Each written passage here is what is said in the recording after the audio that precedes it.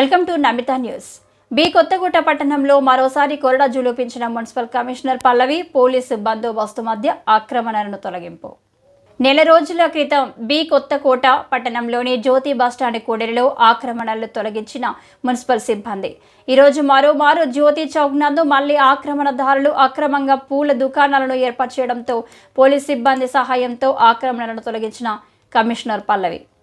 పట్టణంలో ప్రధాన రహదారుల గుండా ఇంకా చాలా మంది కాలువల మీద సిమెంట్తో కాలువలపై నున్న ఆక్రమణలను తొలగించకపోతే జేసీబీ సాయంతో తొలగించేస్తామని హెచ్చరించిన కమిషనర్